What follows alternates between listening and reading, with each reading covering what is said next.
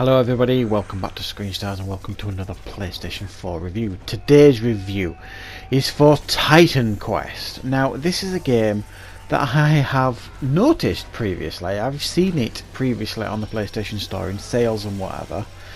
And it is an ARPG, quite an old-fashioned styled ARPG. Now I've often considered picking this game up, and I finally took the plunge this time in the most recent sale.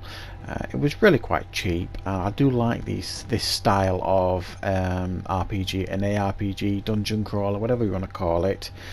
So I thought I'd give it a go, and I thought it was going to be along the lines of, you know, like maybe a Clash of the Titans or a Jason of the Argonauts type game, and to some degree you do meet some of those mythical creatures along the way, but story wise it's a little bit cliched. This thing, you are at the beginning like shipwrecked on an island. It's the usual sort of thing you see in RPGs, and then it's, you know, your job to quest your way through these islands and maps and things like that to track down these mythical creatures and do missions and side quests, all that kind of stuff. And to be honest, the story for me, and I haven't completed this game yet, is poor to say the least. Now there's a lot wrong with this game, I think. It is, my understanding is it was released initially on the PlayStation 4 in 2016, and that itself was a port from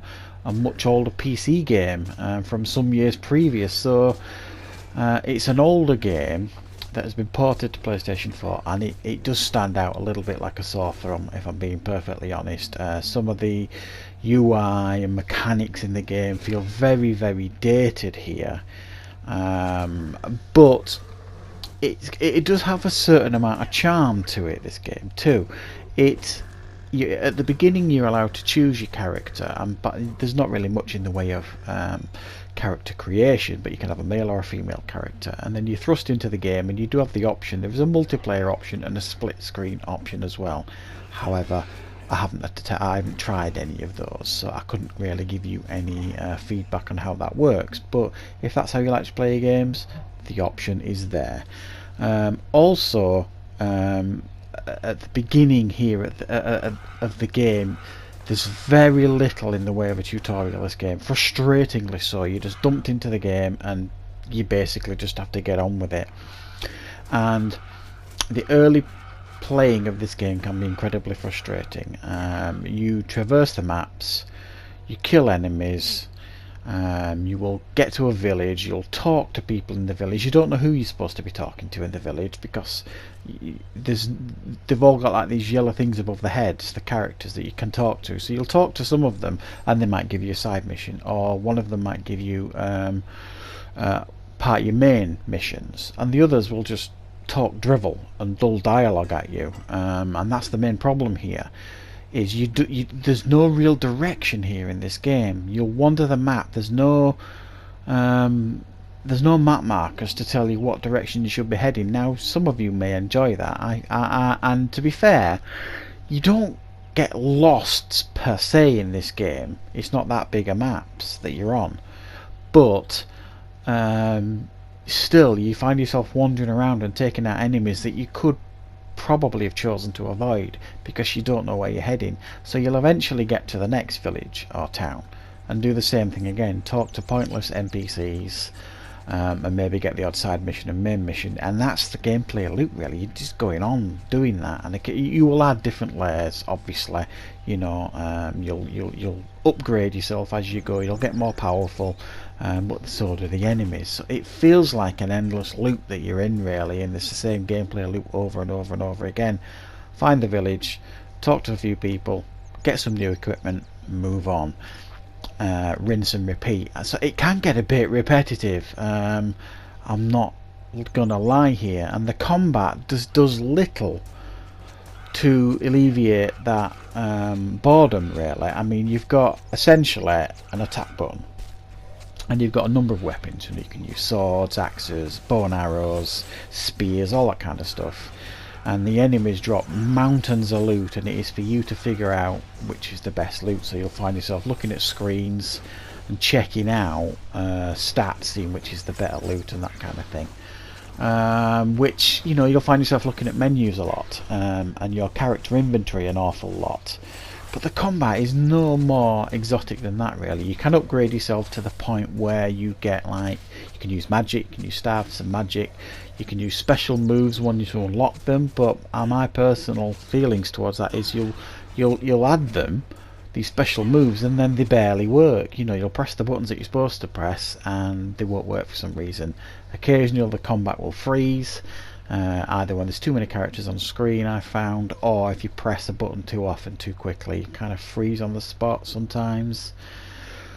And when you're picking up loot, it doesn't tell you, certainly early on it doesn't tell you at all until you figure it out, that, you know, there's all this loot scattered around and you end up picking it all up just to have a look at it, and it's really annoying because you have to drop it then because it's not good enough. So you're picking loot up constantly and then re-dropping it.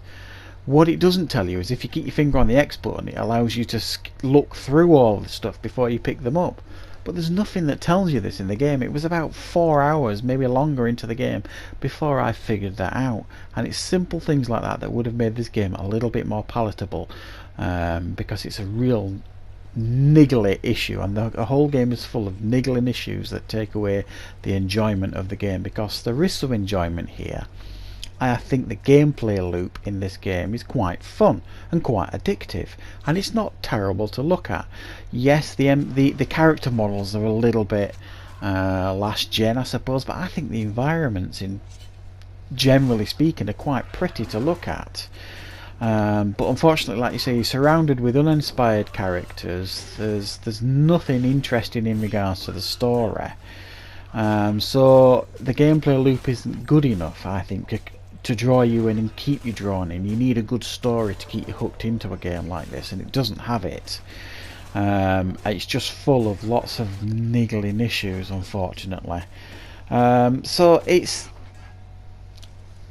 an odd game, really. If you're a big fan of ARPGs, dungeon crawler type games, there is a game here for you to maybe enjoy and appreciate. I found it more frustrating, this game, than I have anything else, and it is a real shame, because after about 3-4 hours of playing this game, I started to get into it, and then you realise a few more hours later that you just continually doing the same things, rinsing and repeating, and you're still stuck with the same niggly issues that you had at the beginning of the game, and you never really feel like your character's badass. You're just dealing with the issues that the game's throwing at you, the problems and the constant checking of your menus, and, you know, the constant picking up of pointless loot. And I don't know, for me, I'm going to give this one a 6 out of 10. I found it a little bit more frustrating than I would like for a game like this. It is fairly cheap to pick up nowadays, but it is nowhere near the quality of things like Diablo 3 and all that kind of stuff, if that's your sort of game.